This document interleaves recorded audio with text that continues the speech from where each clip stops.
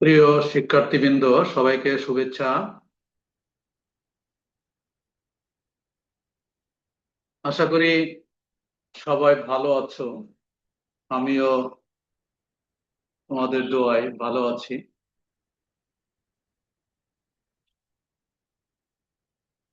HSC geography practical এই চ্যাপ্টারে আমি বিশেষ করে যারা এইচএসসি পরীক্ষা দিবে, ভূগোল প্রথম এবং দ্বিতীয় পত্র, তাদের জন্য এই ক্লাসটা অত্যন্ত গুরুত্বপূর্ণ। এবং আমি এটাকে চেষ্টা করব যে তোমাদেরকে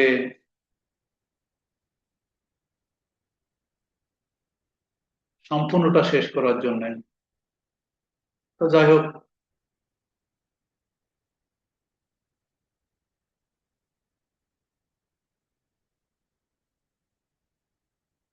আমি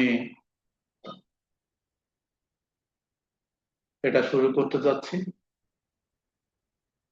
এখানে প্রেজেন্টেশন অন সিম্পল স্কেল, সরল মাপনী। আমি আসল জায়গায় চলে আসি।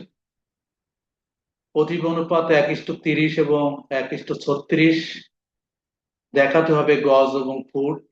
সিম্পল স্কেল, যার বাংলা কথাটা হচ্ছে সরল মাপনী। এটা আমার ইউটিউব চ্যানেলটা সাবস্ক্রাইব করে আহ্বান জানিয়ে আমি ক্লাসটা শুরু করি। প্রথমে আমি এখানে তোমাদের ধরে ধরে এগুলো করাবো। এইচএসসি ব্যবহারিক পরীক্ষা 2026, যে সালই হোক না কেন, প্রথম 1 নম্বর যে পৃষ্ঠা নম্বর যেটা আছে সরল মাপনী, প্রথমে 1:30 1:36, এটাই আমি আজকে প্রথমে আলোচনা করব, পরবর্তী পর্যায়ক্রমে আলোচনা করব। প্রথমে আমরা এটে আসি। প্রতিবন্ধকত 1:30 হলে গজ ও ফুট দেখাবার উপযুক্ত একটি সরল মাপনী অঙ্কন করো। এখানে আমাদের যেটা দেওয়া আছে সেটা হচ্ছে,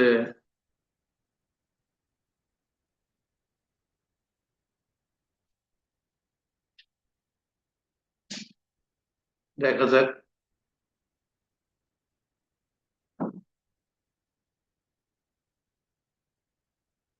সমাধান, যেহেতু প্রতিবন্ধকত কত, 1:30, সুতরাং প্রকৃত ভূমির দূরত্ব 30 ইঞ্চি হলে হলে মানচিত্রের দূরত্ব হবে কত, 1 ইঞ্চি।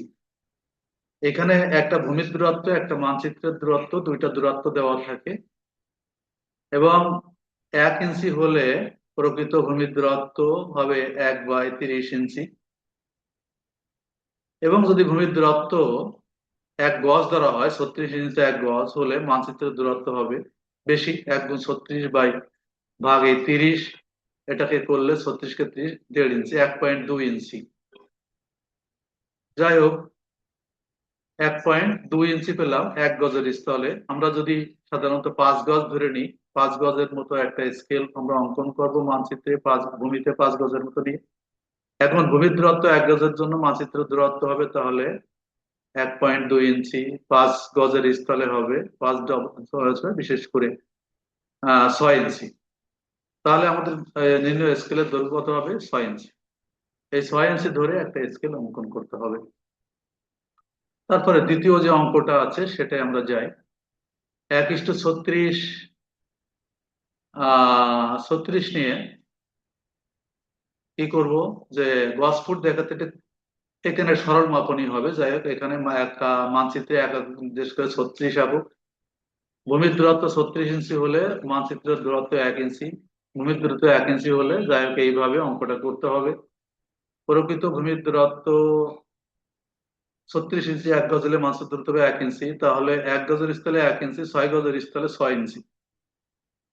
তাহলে আমরা আগেরটা কি পেয়েছি, এটার উত্তর পেলাম 6 ইঞ্চি, আগেরটার উত্তর পেলাম 6 ইঞ্চি। আগেরটা ভাগ করতে হবে 5 ভাগে, আর এবারটা ভাগ করতে হবে 6 ভাগে। দেখি আমরা এর স্কেলটা যদি আমরা একটু পর্যালোচনা করি, তাহলে আমরা এখানে দেখব যে এই যে স্কেলটা আমরা এঁকেছি, এটা হচ্ছে 6 ইঞ্চি লম্বা, 6 ইঞ্চিকে ভাগ করা হয়েছে 5 ভাগে। দেখো, 1, 2, 3, 4, 5। যাই হোক, 6কে 5 দিয়ে ভাগ করে যতটা আসে সেইভাবে আমাকে 5টা ভাগ করে নিতে হবে। 5টা ভাগ করে আমরা আহ প্রথম লেভেলে যে ভাগগুলো দেখাবো, এটা এক 1 গজ, 2 গজ, 3 গজ, 4 গজ, আর মোট মিলে 5 গজ। আমরা 5 গজ দেখিয়েছি, সেজন্য আমরা এখানে 0 দিব। 1, 2, 3, 4, এটা গজ। মনে রাখতে হবে আমার বামের যে সংখ্যা, যে কয়টা ভাগ হবে এখানে একটা সংখ্যা কম হবে, লেখার বেলায় এক সংখ্যা হবে, কারণ বাম পাশে সেকেন্ডারি যেটা দেখা হয় সেটা একটা করে আর একটা হয়ে যায়। যেমন 0, 1, 2, 3, যেহেতু 3 ফুটে 1 গজ, 1 ফুটকে 3 ফুটে দেখানো হয়েছে, 1 গজকে দেখানো হয়েছে। আবার তেমনি এটাও 6 ইঞ্চি লম্বা স্কেল। এটা কিন্তু 6 ছিল, কাজে এটা 6 ভাগ করবো। 6 ইঞ্চি 1 ইঞ্চি করে। দেখো, 1, 2, 3, 4, 5, 6, এবং এখানে দেখো একটা সংখ্যা কম হয়েছে, সেখানে 5 গজ হয়েছে। এবং প্রথম ভাবে 0, 1, 2, 3 এইভাবে ভাগ করা হয়েছে ফুটে, আর নিচে প্রতি অনুপাত 1:36 লিখে দেওয়া হয়েছে। তোমাদের কিন্তু মূলত এইরকম একটা পেজ তোমাদেরকে আঁকতে হবে, এবং এর মাপ কিন্তু সঠিক থাকতে হবে। যাই হোক, আমি তোমরা ঠিক এমনই ভাবে এই স্কেল গুলো অঙ্কন করে দিবে। সবাইকে অসংখ্য ধন্যবাদ জানিয়ে আজকের মতো এখানেই শেষ করি। আল্লাহ হাফেজ।